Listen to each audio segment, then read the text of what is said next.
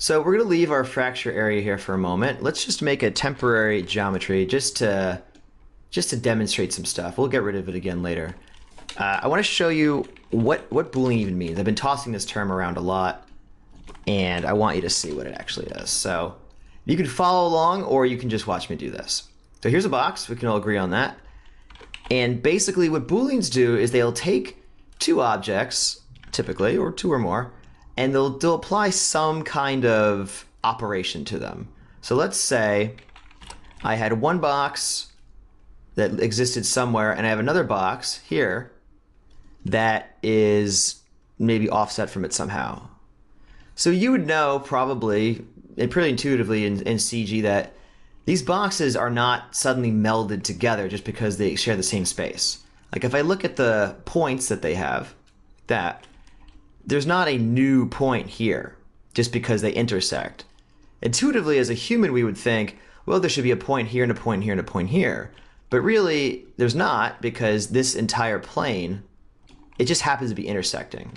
And we can always prove that to ourselves with a clip. Clip is a cool little tool that I mostly use for debugging, honestly. And you're kind of like looking inside of something. It's using this plane, which is pointing in just in the Y direction up, to cut away. So we can see the two boxes are intersecting each other, and there's no new points or polygons being made, of course. Now, Booleans, though.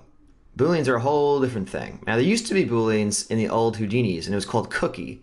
But cookie didn't work that well, unfortunately. Cookie worked sometimes, but it wasn't very good for procedural stuff because it wasn't very reliable. It was good for single art directing things where you can make sure that it wasn't screwing up.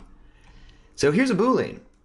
We have our two cubes, the blue and the pink one here, or orange, and right now it's set to do an intersection. And sure enough, we have a cool new piece of geometry only in the areas where they literally intersect. It made new geometry as opposed to merge, which just put them together. More like the merge is the union. Now these are fused together, and look, and now we do have the new points here, as opposed to here where there was not. The Boolean actually does figure out where do you intersect and fuse them together. And perhaps even more importantly, this clip now, if I were to, let's say I'll put one here, look at the inside. This was the old, where they just intersected, and this is the new. Where now we've unioned essentially the volume of space. It's become one new solid piece, which is pretty cool. Now we're not going to do a lot of unioning with destruction. One thing we might do is a subtraction, where we had the original volume, and now we've created new geometry based on a volume kind of operation. And you can see it's super fast too. Like if I move this around, you can see it updates it really, in real time essentially. And it's super robust, does a good job. The one that we're going to be most interested in though is let's take this cube. We're going to want to fracture things. We're going to want to do like shattering operations. So what we're going to do a lot is we're going to have a grid. We're going to do something to that grid, usually a mountain or something, or some kind of displacement to make it a cool looking thing. And we're going to intersect, we're going to move these grids into place, oopsies, so that they're going to be strategically located and oriented in a way that provides a fracture that we want. So instead of the volume on volume operation, we can do a different kind of Boolean where we start with the volume and we do this instead. We do the B input, the second one, is going to be a surface, and this is going to do a shatter. This is what we're going to do the most of, is a solid versus a surface, usually some kind of cutting thing like this, shatter operation.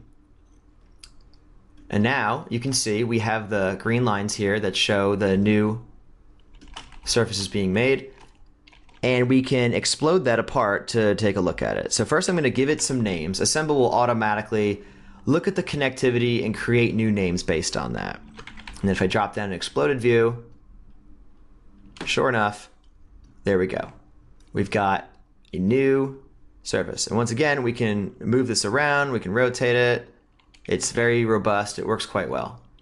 So that's cool. Something else we can do is not only can we have one cutting plane come in, we can have as many as we want. So I'm going to take this transform here and I'm just going to copy it, and I'm going to say, let's move this one to like, oops. Let's move this one, let's just like turn it on its side. So now we have two cutting planes coming in against this cube. And sure enough, we get that too. Looking good.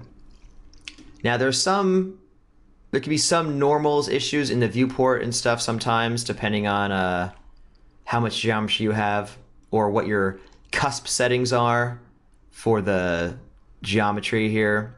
So you can see that this one looks a little weird.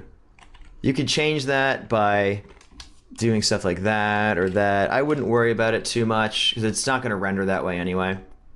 If you really don't want to see that stuff, as I probably won't, is I'll do like just flat shaded and everything will just look like this and I won't have to worry about it. For now, we'll keep it like that. So the point is that we can use multiple cutting planes.